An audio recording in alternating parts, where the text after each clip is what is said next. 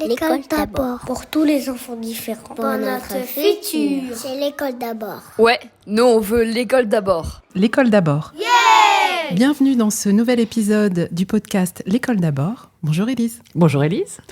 Aujourd'hui, nous allons vous parler des enfants et de la sexualité. C'est un sujet qui fait couler beaucoup d'encre, qui inquiète les parents, qui pose beaucoup de questions parce que on comprend évidemment que aborder l'éducation sexuelle à l'école peut interroger et peut être source d'angoisse. Et justement, nous, ce qu'on va essayer de vous expliquer, c'est que au contraire, à l'école, ce qu'on va s'intéresser à faire, c'est de protéger les enfants. Pour protéger les enfants, il va falloir les éduquer, les informer, et il faut que ce sujet ne soit pas tabou. Quand on parle de sexualité, le mot fait peur parce que quand on entend le mot sexualité, on pense sexualité avec des images d'adultes. Là, on veut éduquer les enfants à la sexualité, mais en leur parlant simplement, en leur parlant de choses qui sont abordables pour eux, et on ne va pas leur inculquer des images d'adultes et des mots d'adultes. Donc, vous vous doutez qu'à l'école, on va au contraire s'attacher à chaque âge de l'enfant et on va forcément utiliser du vocabulaire adapté à chaque âge, des explications qui vont être claires et précises, mais une fois de plus en fonction de l'âge des enfants. L'objectif, c'est de protéger, donc comme je disais, les enfants, de prévenir les abus, de renforcer la sécurité des enfants, de leur inculquer des bases solides et d'instaurer la confiance en soi et surtout la notion de consentement, qui est vraiment à apprendre dès le plus jeune âge. Apprendre à résister, à dire non, même si c'est pas du tout évident et que ça met très longtemps souvent à être acquis. Eh bien, voilà, c'est vraiment quelque chose de primordial. Et donc aussi de travailler étroitement entre l'école, la famille, de créer des liens solides sur des bases communes. Alors Élise, parlons chiffres maintenant. Protection, mais par rapport à quoi ? Là, on va vouloir vous démontrer, c'est l'ampleur de ce phénomène. Donc, au niveau des chiffres, dans le monde, environ 1 enfant sur 5 serait victime d'abus sexuels avant l'âge de 18 ans. En France, 1 enfant sur 10 est victime d'abus sexuels. Ça veut dire que dans la classe de votre enfant, il y a 3 enfants qui sont victimes d'abus sexuels. Et je sais que ça peut choquer et ça nous choque aussi. Et c'est vraiment pour que vous ayez ces chiffres en tête qu'on vous les expose. Souvent, les victimes sont des filles. 80% des victimes mineures sont des filles. Ce qu'on entend par abus, ça inclut les viols, ce qu'on appelle attouchement, mais qui sont des agressions sexuelles, et l'inceste.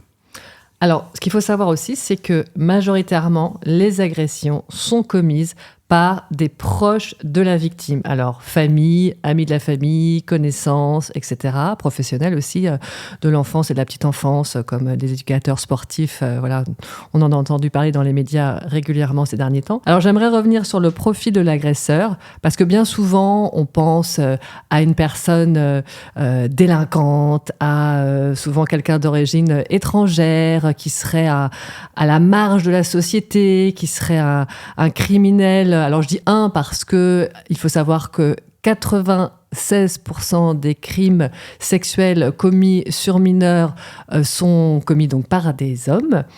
Et donc souvent, on a tendance à imaginer une personne identifiable finalement, qui aurait des traits de caractère, des traits physiques du parfait criminel. Or, malheureusement, ce n'est absolument pas le cas. Ils se fondent dans la masse. Souvent, donc, comme on l'a dit, ce sont des proches et des proches desquels on n'imaginerait donc pas une seconde qu'ils sont capables de ces crimes odieux. Il faut savoir que tous les milieux socio-économiques sont touchés par les crimes sexuels.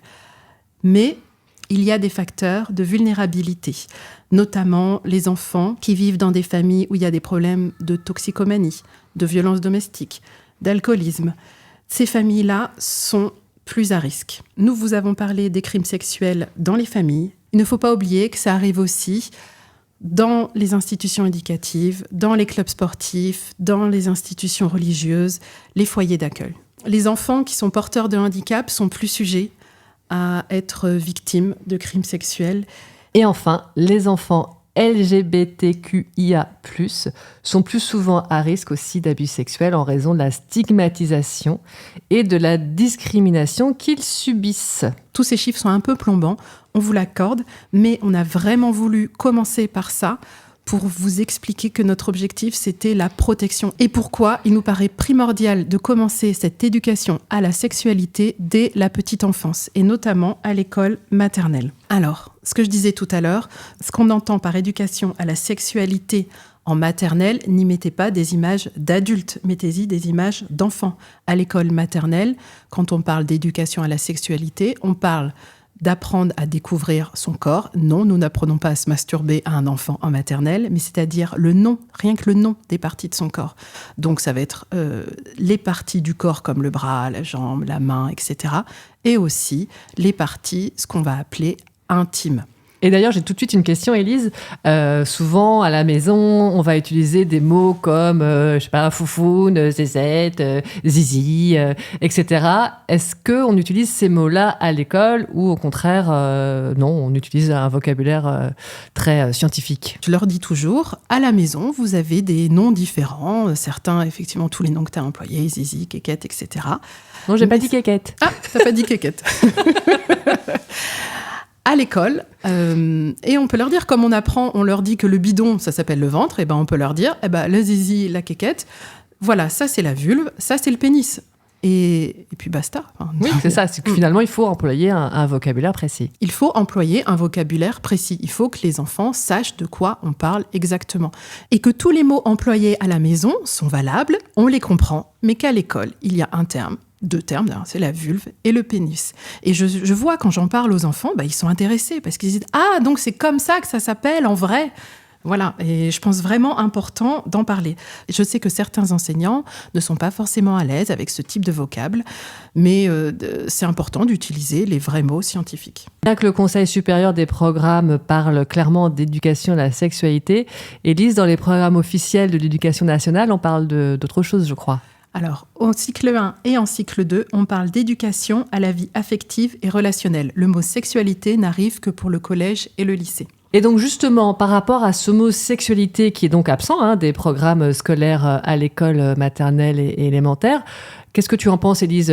On parle du mot, on le dit ce mot, sexualité finalement? Quand on parle sexualité à l'école, ça va être surtout au niveau anatomique. Donc on va parler du sexe de la fille, qui est la vulve, du sexe du garçon, qui est le pénis. Il y a des documentaires qui sont très bien faits là-dessus, notamment un qui s'appelle Zizi Zézette. Je ne fais pas de la publicité, mais c'est vrai qu'il est très très bien fait, comme d'autres, celui de Respecte mon corps de Françoise Dolto. Et pour revenir au premier, dans Zizi Zézette, l'auteur va parler de tous ces termes. Donc comme je vous disais, vulve, pénis, anus, testicules, glands, prépuce. Mais oui, je le vois dans le regard des enfants quand je leur lis ce documentaire. Je vois leur regard qui me dit « Ah, mais donc c'est comme ça que ça s'appelle, c'est ça exactement !» Et cela répond à des interrogations qu'ils avaient. Ce qui est difficile en maternelle, c'est qu'on doit répondre à des interrogations. C'est là où est le curseur, c'est ne pas anticiper, ne pas aller trop loin, mais répondre clairement à leurs interrogations. Alors c'est vrai que forcément il va y avoir des interrogations qui vont venir de certains enfants et pas d'autres, et donc c'est à nous, professionnels de l'éducation nationale, effectivement de savoir bien placer le curseur, et puis surtout il y a aussi de la prévention donc au niveau des enfants, on l'a dit, et au niveau des parents, parce que je vais en profiter pour vous raconter une petite anecdote qui m'est arrivée en tant que directrice d'école. Donc je recevais des parents pour parler de la masturbation de leur enfant à l'école, parce que oui, ça arrive à l'école maternelle, il y a des enfants à certains moments qu'on surprend tout simplement en train de se masturber. Il n'y a aucune stigmatisation évidemment faite à ces enfants-là, et c'est un geste naturel. Toutefois, on va évidemment rappeler aux enfants que cela ne se fait pas à l'école, mais dans l'intimité de leur chambre. Et donc, ces parents qui sont venus me voir pour me parler de ce sujet difficile, pour eux en tout cas, m'ont répondu tout simplement quand je leur ai parlé de cette situation, que ça n'existait pas chez eux. Alors, je vous avoue que je suis restée bouche bée. Je ne savais plus trop quoi leur répondre. Donc, j'ai essayé de parler d'un point de vue scientifique, de prévention, en expliquant ce que je viens de dire, c'est-à-dire, écoutez, il faut que vous ayez une discussion avec votre enfant. Et j'ai eu vraiment comme réponse systématique, vous vous trompez, notre enfant n'a jamais fait ça, nous ne pratiquons pas cela à la maison. Alors là, c'est quand même extrêmement interrogeant d'avoir des parents qui répondent cela, parce que c'est nier finalement qu'évidemment les enfants éprouvent du plaisir, peuvent avoir justement des gestes masturbatoires, etc. Et qu'au contraire, il faut accompagner tout cela sans les influencer d'une façon ou d'une autre, mais en tout cas informer, prévenir, parce que c'est la seule réponse qu'on peut avoir aujourd'hui pour limiter et pour essayer de réduire le fléau que sont les abus sexuels sur mineurs.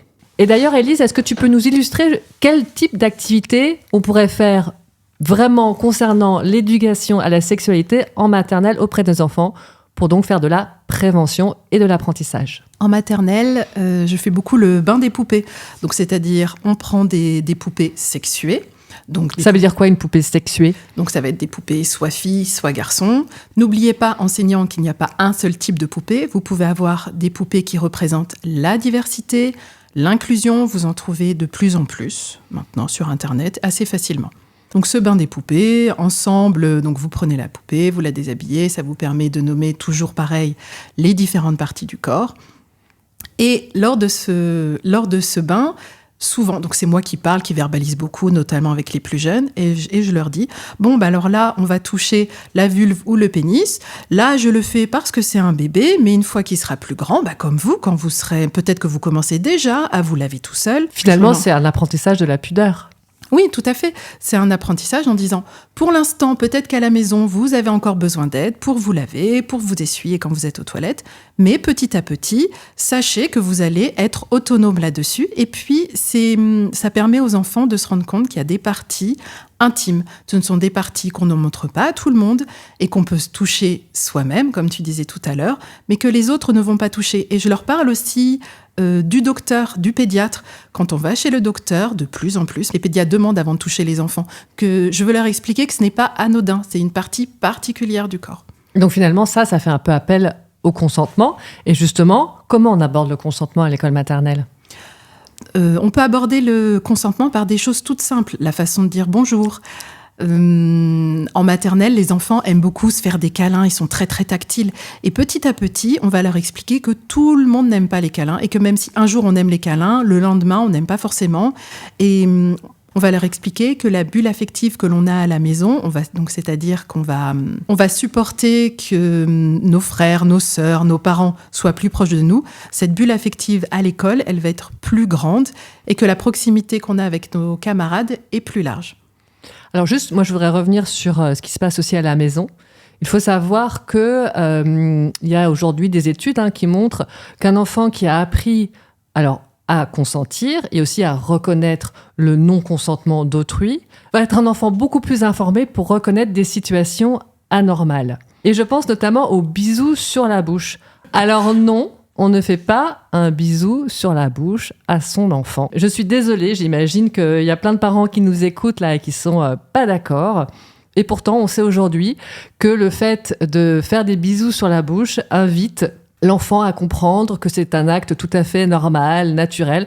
Et ça ne l'est pas. C'est un acte extrêmement intime et qui se fait entre adultes consentants et a priori amoureux ou pas. Pour ça, c'est un autre détail.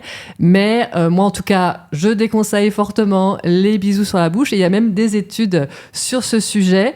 Et surtout, avant de faire un bisou à votre enfant, prenez l'habitude de lui demander son accord, que ce soit donc un bisou, un câlin, etc. Et de la même façon, il doit vous demander votre accord lorsqu'il veut vous faire un câlin, un bisou. Alors, on comprend que tout petit, c'est extrêmement compliqué, mais c'est vraiment quelque chose à instaurer. Et je pense qu'en tant que parent, vous l'avez peut-être tous vécu, certains moments où votre enfant vous saute dessus et vous n'avez tout simplement pas envie. C'est valable dans les deux sens. Et ça demande donc un réel apprentissage de cette notion de consentement qui n'est pas du tout évidente et qu'il faut absolument instaurer.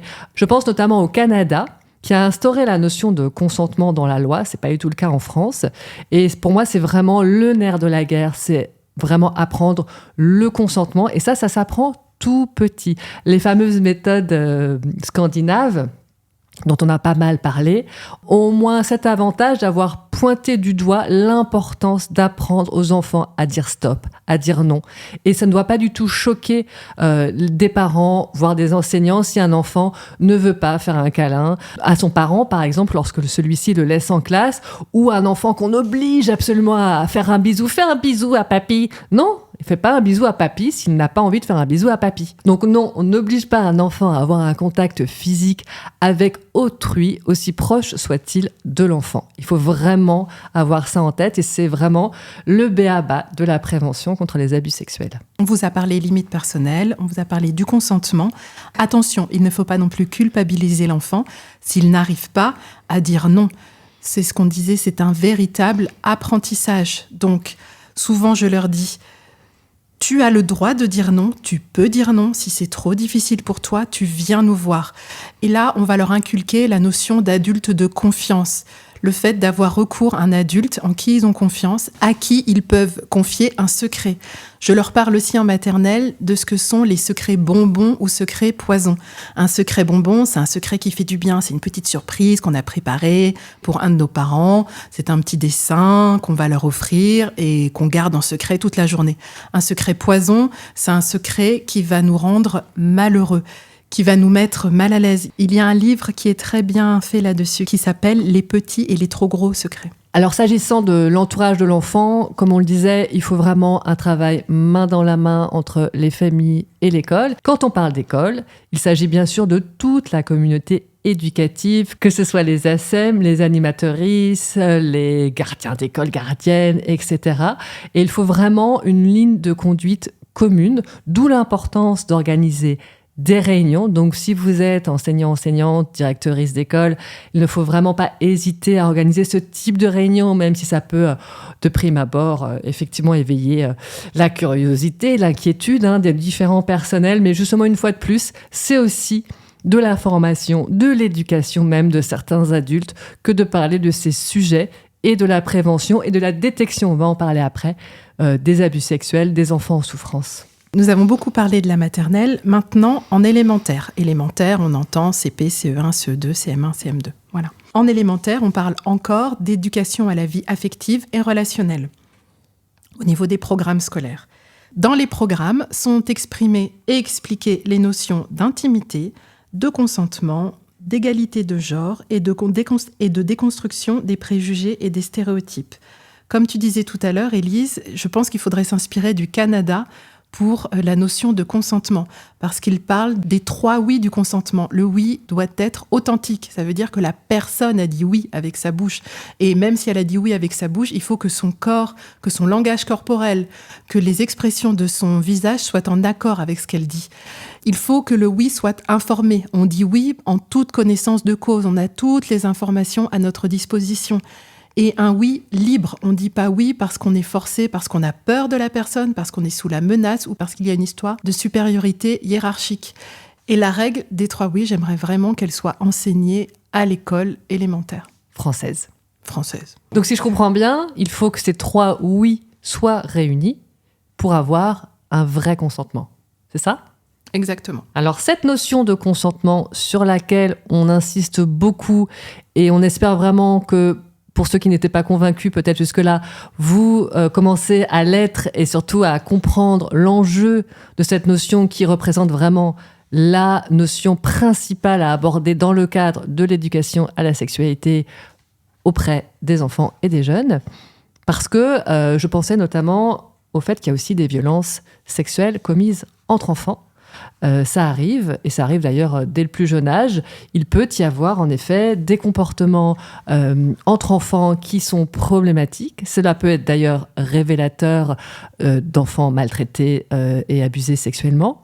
Donc, une fois de plus, l'importance de la communication entre les différents personnels qui interviennent à l'école, l'importance de communiquer sur des choses qui ont été observées, de ne pas être gêné, de ne pas avoir honte de ce qu'on a pu observer au niveau des enfants et de savoir intervenir et intervenir collectivement et donc d'avoir une espèce de grille d'observation déjà et aussi donc de réponse commune et évidemment aussi d'en informer les parents et éventuellement médecins scolaires, assistantes sociales, etc. Et puis il y a toujours ce numéro aussi, Élise, n'est-ce pas, qu'on peut appeler ? Le 119, vous pouvez appeler le 119 en cas de doute. C'est pas vous qui allez faire l'évaluation. Les personnes qui sont à l'autre bout du téléphone sont des professionnels. Ils vont vous poser des questions précises, vous allez leur répondre et c'est eux qui vont faire l'évaluation, ce n'est pas vous. Donc si vous avez un doute, appelez. Eux feront l'évaluation, eux transmettront à la CRIP ou au procureur et l'affaire suivra son cours. Mais au vu des chiffres, n'hésitez pas, appelez. Voilà, même s'il s'avère ensuite que c'était pas une situation grave, ce n'est pas grave. Il vaut mieux, comme on dit toujours, prévenir que guérir. Enfin, guérir, je suis pas sûre qu'on en guérisse. Alors, à l'école élémentaire, ce qui peut aussi être fait, c'est l'intervention d'associations reconnues par le ministère de l'Éducation nationale qui proposent des modules de prévention des abus sexuels avec des albums, avec des chansons, avec vraiment une libération de la parole de l'enfant, sans utiliser des mots qui ne sont pas adaptés à leurs âges, mais au contraire pour déstigmatiser, pour autoriser les enfants à parler, parce que c'est très très compliqué pour les enfants qui sont victimes. Parfois, il s'agit de petites choses qui paraissent anodines à nos yeux, mais qui pour eux les traumatisent et les marquent profondément et dont ils n'osent pas parler parce qu'il reste ce sentiment de honte, de culpabilité qui est très très compliqué à dépasser. Et ça, c'est valable vraiment pour tous les enfants. Ces interventions sont encadrées, donc il va y avoir l'enseignant, l'intervenant, la psychologue. En tant qu'enseignant, lorsque vous faites appel à un intervenant, il faut prévenir les familles, en amont ou en aval, mais il faut les prévenir. De même, à l'école maternelle, lorsque vous avez travaillé le consentement en classe, parlez-en aux parents. Parce que si un jour, leur enfant leur dit « Non, là, j'ai pas envie de te faire un câlin, et puis tu m'as pas demandé », il faut que le ou les parents ne soient pas étonnés, surpris de cette réaction. Autre sujet qui apparaît à l'école élémentaire, parfois même à l'école maternelle, ce sont les sentiments amoureux qu'éprouve un élève envers un camarade. Et ce sentiment amoureux, il faut surtout ne pas s'en moquer. Il ne s'agit absolument pas d'encourager ces comportements et de calquer finalement des comportements adolescents ou préadolescents de premier couple entre adolescents, etc., sur des enfants d'école primaire. Toutefois, il faut prendre en compte ces sentiments comme étant des sentiments véritables, sincères et au contraire, une fois de plus, informés. Et il faut surtout ne pas interdire ce type de sentiments au prétexte que les enfants sont trop jeunes parce que ils aiment leurs parents, leurs animaux, leur famille d'un amour véritable. Et de la même façon, ils peuvent aimer un camarade d'un amour sincère. D'ailleurs, ça peut être un amour amical, comme un amour dit amoureux. Après avoir parlé de l'éducation relationnelle et affective, on parle enfin au collège et au lycée de l'éducation à la sexualité. Alors, on en parle, mais alors dans les programmes, il faut chercher, parce que l'éducation à la sexualité va être abordée en cours de SVT. Et en plus de ces cours en SVT, sont obligatoires 3 séances annuelles. Cela nous paraît vraiment peu, car en 3 séances, il y a beaucoup de problématiques qui doivent être abordées. La prévention des infections sexuellement transmissibles, la contraception et la prévention des grossesses précoces non prévues. Et en plus de tout ça, la prévention des violences sexuelles. Alors, ça nous paraît peu, surtout en rapport avec les chiffres. Alors, on va un petit peu en parler. Malheureusement, elles sont en augmentation. S'agissant des IST, il y a vraiment une augmentation des cas, notamment de syphilis, figurez-vous, chez les jeunes de 15 à 24 ans. C'est en forte augmentation, avec environ 600 nouveaux cas depuis 2020 par rapport à précédemment. Et ce qu'il faut savoir, c'est que ce serait en lien avec le non-usage des préservatifs chez les jeunes, tout simplement aussi par rapport à d'autres générations sur la peur du sida, du VIH, qui n'est apparemment plus une vraie inquiétude chez les jeunes d'aujourd'hui. Et donc, ils n'utilisent malheureusement plus trop ou beaucoup moins les préservatifs. Et donc, on en vient aux grossesses non désirées. Il faut savoir qu'il y a environ 40% des grossesses chez les jeunes de moins de 25 ans qui ne sont pas désirées. Et ça, c'est clairement dû au manque d'information et bien sûr à l'accès aux contraceptifs.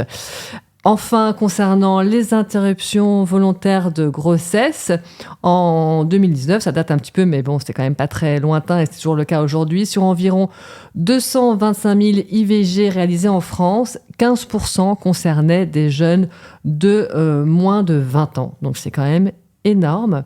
Au vu du peu du nombre d'heures proposées dans les programmes, il nous paraît vraiment important de mettre en lumière le rôle de l'infirmière. L'infirmière scolaire va être une interlocutrice privilégiée des collégiens et des lycéens, et notamment des collégiennes et des lycéennes, parce que si ce n'est pas arrivé avant, c'est le moment des premières règles pour les filles. Elles peuvent avoir des interrogations et elles peuvent aller voir l'infirmière scolaire qui va les accompagner, qui va leur expliquer. Même si normalement c'est le rôle des parents, si vraiment les parents ne se sentent pas à l'aise, ils peuvent déléguer soit à quelqu'un de la famille dont ils sont très proches, soit à l'infirmière scolaire. Et l'infirmière scolaire propose également des protections hygiéniques, si besoin, pour les jeunes filles au collège et au lycée. Et il semblerait d'ailleurs que, pour parler toujours de ce même sujet, il y ait maintenant des distributeurs de préservatifs dans tous les lycées. Moi, j'avoue que je n'ai pas connu ça quand j'étais au lycée. Et toi, Elise, ça te parle ? Non, ça me dit rien non plus. On aimerait bien savoir si c'est réel ou pas et si on trouve des distributeurs dans tous les établissements. Voilà, qu'ils soient donc privés ou publics. On aimerait bien, si jamais vous avez des infos à nous donner à ce sujet, n'hésitez pas à nous les mettre en avis. On a parlé de la sexualité à l'école et de la nécessaire cohérence de cette éducation sur temps scolaire et périscolaire.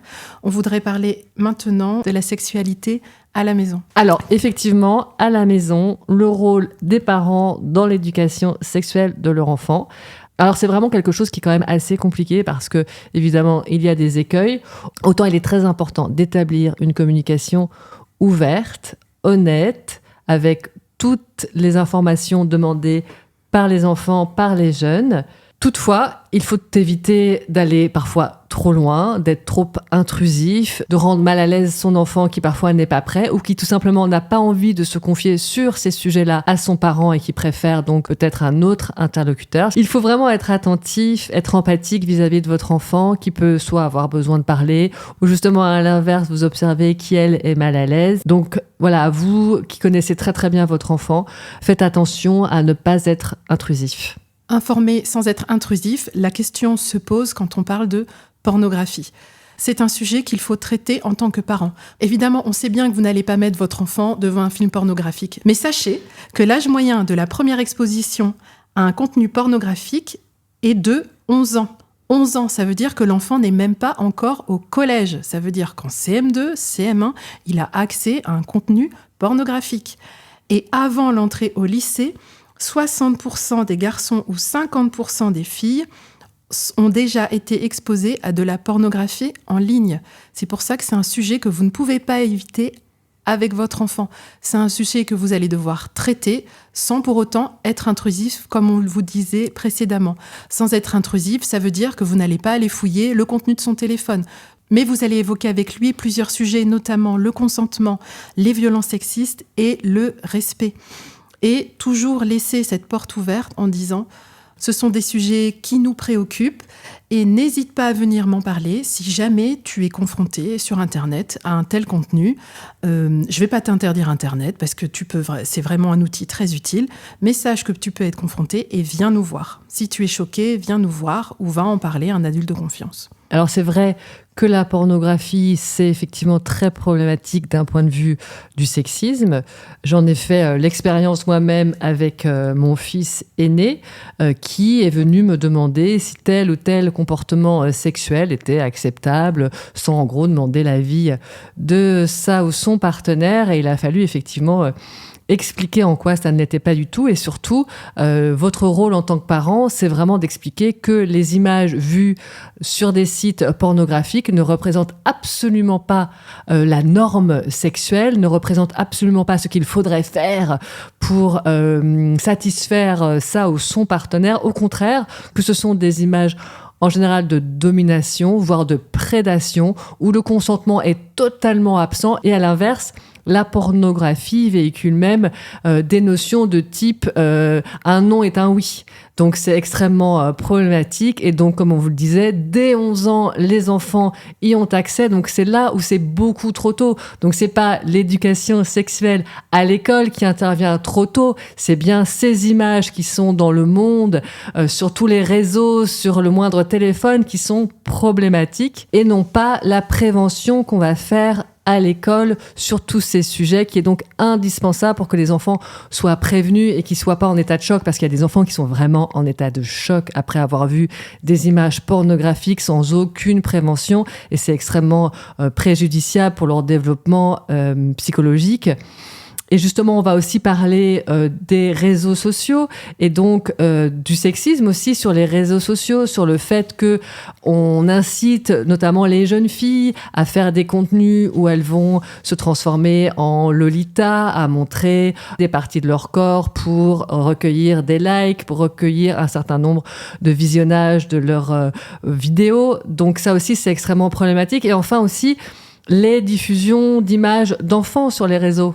N'oubliez pas, 50% des photos échangées sur les réseaux pédopornographiques ont été publiées par les parents à l'origine. C'est-à-dire quand vous partagez une vidéo où votre enfant est à son dernier gala de gymnastique, en petit juste au corps, en petit tutu, parce que vous trouvez ça trop mignon, il peut y avoir des pédocriminels qui vont récupérer cette photo, la poster sur des sites pédopornographiques, les commenter avec des propos salaces, sexuée, alors que vous, au départ, c'était juste une photo de votre enfant en salle de sport. Prenez l'habitude de demander à votre enfant quand vous le prenez en photo. Oui, et il faut aussi se dire qu'avant un certain âge, l'enfant n'est pas capable de consentir à être pris en photo et à être diffusé sur les réseaux sociaux parce qu'il ne comprend absolument pas les enjeux.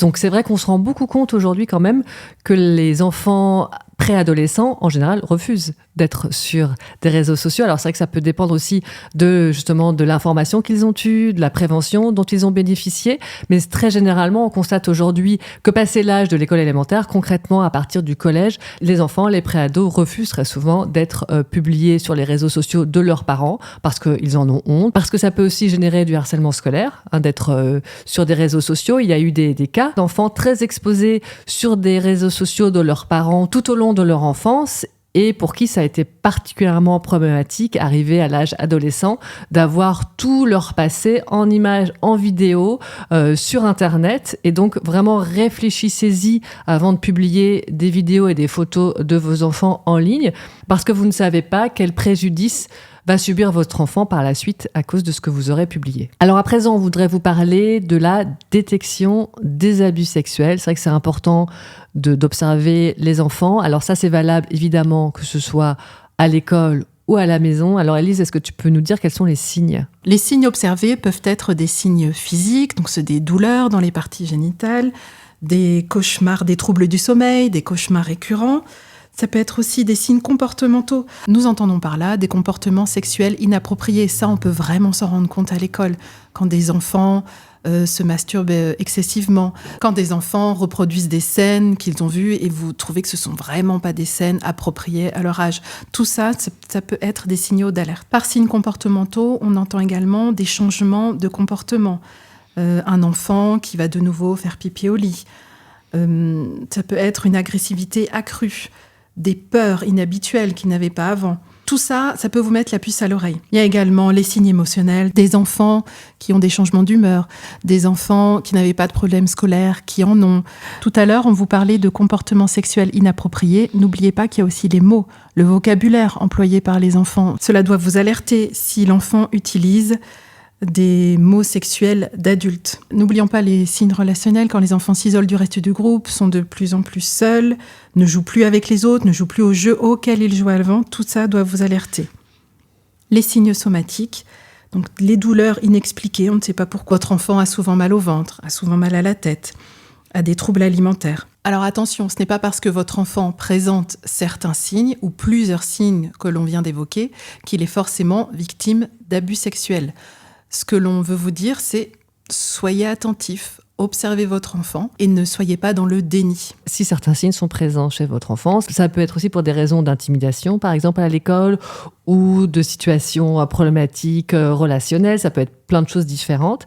Mais en effet, Soyez toujours attentifs. Et puis, on est là, en tant que parents, toujours à observer tous ces signes de façon naturelle et permanente pour aider nos enfants à grandir, tout simplement. Autre situation, un enfant vient se confier à vous.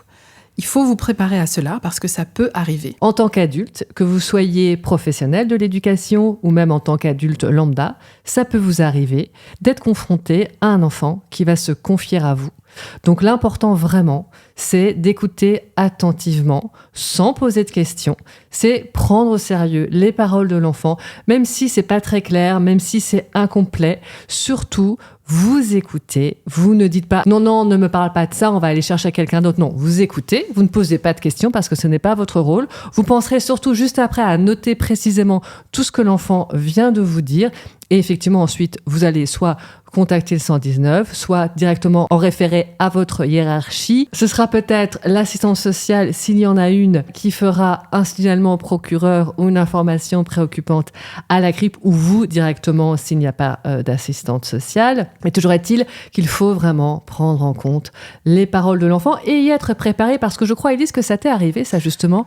Ça m'est arrivé il y a quelques années en maternelle. C'est pour ça que nous militons pour la formation des enseignants et de tous les membres de la communauté éducative sur ces questions. C'est d'autant plus dur que vous ne voulez pas ajouter de la souffrance à sa propre souffrance. Vous ne voulez pas remplacer sa souffrance par votre souffrance.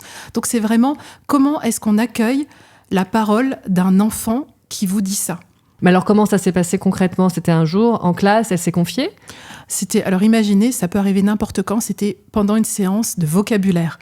Donc c'était pas du tout dans un cours d'éducation à la sexualité, pas pendant le bain des poupées dont je vous ai parlé avant, c'était pendant une séance de vocabulaire et c'était sur l'expression « être en sécurité ». Et là, devant tous ses camarades, cet enfant a eu le courage de me dire « moi, je ne me sens pas en sécurité quand mon père me touche là ». Et alors, vous prenez ça dans la face. Alors moi, j'ai d'abord eu un moment de sidération. On ne s'attend jamais à une révélation de ce type. Après le moment de sidération, c'est posé en moi la question de savoir si je l'extrayais du groupe tout de suite, si je la laissais parler devant tout le monde. Et c'est là où on a un manque de formation. Que faire dans ces cas-là ? Parce que quand on est seul à seul, comme tu disais tout à l'heure, on écoute l'enfant, sans lui poser de questions, on prend des notes, on lui explique qu'on prend des notes, que c'est important, que ce n'est pas un secret, qu'on va en référer pour la protéger. En grand groupe, comment faire ? Quand c'est une séance qui est préparée, quand c'est une séance où il y a une intervention, c'est là que c'est intéressant d'être deux adultes, parce qu'il y a un adulte qui peut rester avec le groupe et l'autre qui peut prendre à part l'enfant concerné. Et donc, qu'est-ce qui s'est passé ensuite ? Alors, ce que je lui ai dit, c'est que je l'ai regardé dans les yeux et je lui ai dit que là, ce qu'elle me disait, c'était très important. Je n'ai pas répété ces mots devant tout le monde, que je prenais des notes et que j'allais en parler pour l'aider. Alors effectivement, sans avoir l'information adéquate, tu as eu la bonne réponse, mais c'est vrai que c'est pas toujours évident. Et puis en effet, la formation, ce qu'elle nous apprend aussi, c'est à prendre du recul, à accueillir cette parole sans y mettre de l'affect de notre côté, même si forcément on va en ressentir, mais c'est de garder finalement une certaine neutralité et surtout de ne pas, une fois de plus je le répète, mais de ne pas interroger les enfants, parce que cela peut fausser par la suite les interrogatoires de la brigade de la protection des mineurs. Et donc pour cet élève, qu'est-ce qui s'est passé ensuite ? Une fois que tu as donc transmis, j'imagine, ta prise de notes ? J'ai appelé le 119. Sachez d'ailleurs que les appels téléphoniques sont réservés en priorité aux enfants. Vous, ce que vous pouvez faire, c'est faire un mail au 119. Ils sont très, très réactifs. Donc, j'ai été interrogée par la brigade des mineurs. Et aussi horrible que ça puisse paraître, ça a pris beaucoup de temps. Quelques mois, c'était l'affaire, on parle de mois là, avant que cet élève soit placé. Parce qu'aujourd'hui, on sait qu'il y a un réel problème en termes d'accueil des enfants placés. Donc, il y a un temps énorme avant le placement en famille d'accueil, en foyer.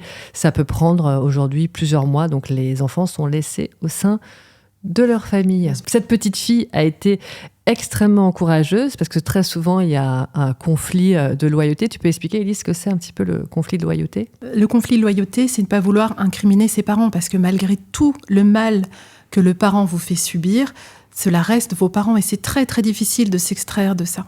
Et puis de la même façon, que ce soit les parents, les grands-parents, la famille proche, éloignée, on a toujours, en tant qu'enfant, ce conflit de loyauté parce qu'on ne veut pas faire de la peine à nos propres parents, de personnes qu'ils aiment, qu'ils apprécient énormément. Donc c'est extrêmement compliqué. Et puis aussi, il faut savoir qu'il y a des menaces de la part des prédateurs sexuels, des incesteurs, des pédophiles, des pédocriminels envers les enfants. Ils vont leur dire si tu parles, eh bien, tu ne verras plus jamais tes parents. Si tu parles, tu vas être placé chez des inconnus. Donc on instille concrètement la terreur chez les enfants qui préfèrent se taire plutôt que de risquer de perdre tout ce qu'ils ont. Et donc, une fois de plus, l'importance du consentement, parce qu'on sait qu'un enfant qui va réussir à repousser, à parler très vite, à pas forcément réussir à dire non, mais en tout cas, le pédophile, quand il va, entre guillemets, profiter d'un enfant, c'est souvent des viols de circonstances, d'opportunités. C'est atroce, mais c'est concrètement, il a un enfant sous la main qui, a priori, ne sait pas trop dire non, ne sait pas trop se défendre, n'a pas de connaissances en éducation sexuelle, eh bien, ça va être la proie idéale qui ne va pas résister, qui ne va rien comprendre et qui ne va donc pas le dénoncer. Alors malheureusement, très peu de ces crimes sont suivis de peines judiciaires puisque moins de 1% de ces crimes vont être jugés.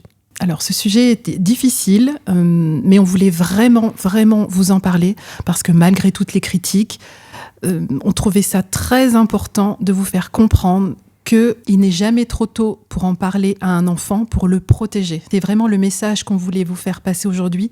Parler, éduquer à la sexualité pour protéger votre enfant. Voilà, c'est pour les mettre en sécurité.